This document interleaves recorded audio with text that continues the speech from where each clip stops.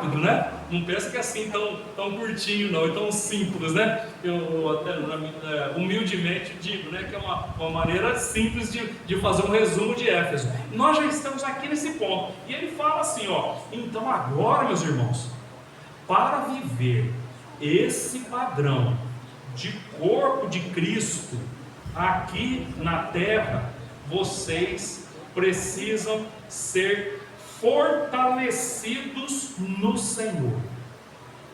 Nós precisamos ser fortalecidos no Senhor.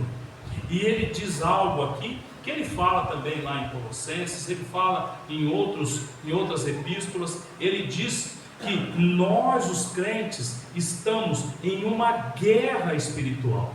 Existe uma guerra espiritual no mundo celestial.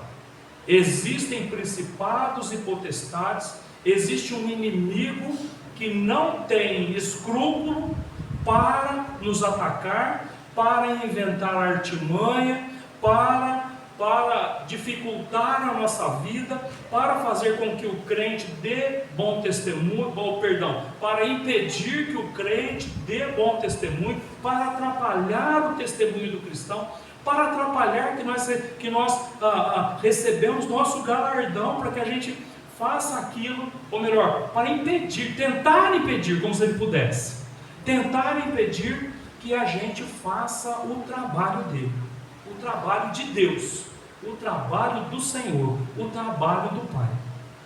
Por causa disso, o apóstolo Paulo então diz que nós precisamos ser fortalecidos no Senhor e na força do seu poder. Ele diz: sede fortalecidos, o versículo 10, no Senhor e na força do seu poder. É interessante que ele não fala que a gente deve ser forte. Sejam fortes, hein? Ele não chega a falar assim: ô presbítero Orlando, o senhor seja forte. Ô pastor Manuel, o senhor seja forte. Não. Ele diz para cada um de nós, desde para o mais novinho até para o mais idoso, para cada um de nós: sejam fortalecidos no Senhor. Essa é uma palavra, vamos dizer assim, bem firme, mas é uma palavra que nos dá tranquilidade. Por quê? Porque não somos nós que nos fortalecemos, não somos nós, não é a gente que tira de nós mesmos a força.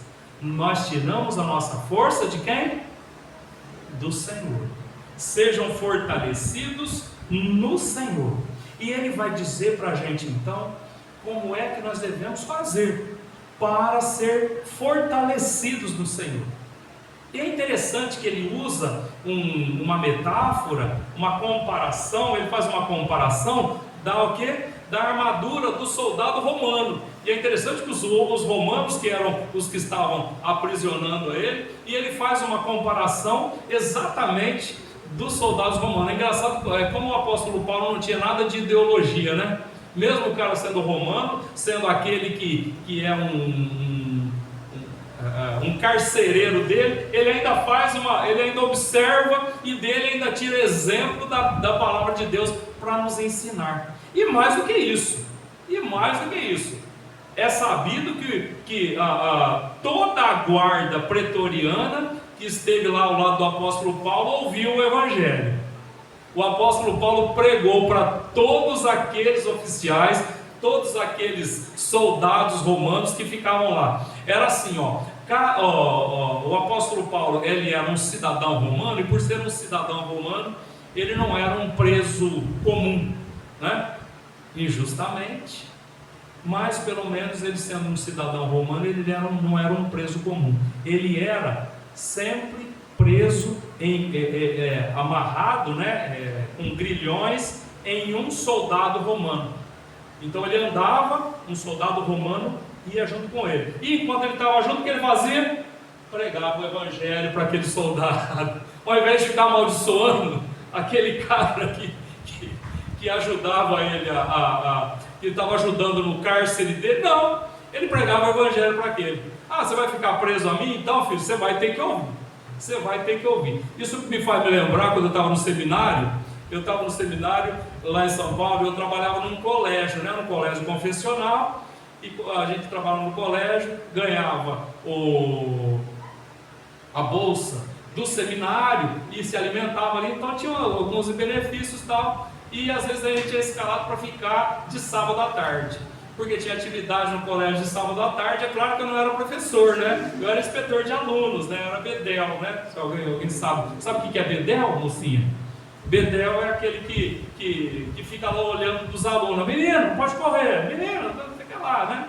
Então, a gente era seminarista, a gente fazia aquilo. E aí, de castigo, né? Eu fiquei lá sábado à tarde na portaria, porque tinha atividade, né? Então, era feito uma escala. Sábado à tarde eu estou lá no Colégio Batista, na portaria, né? Estou lá de castigo, né? Para mim era castigo, né? Jovem lá, sábado à tarde, lá na portaria. E quem chega? Chega duas moças da Testemunho de Jeová.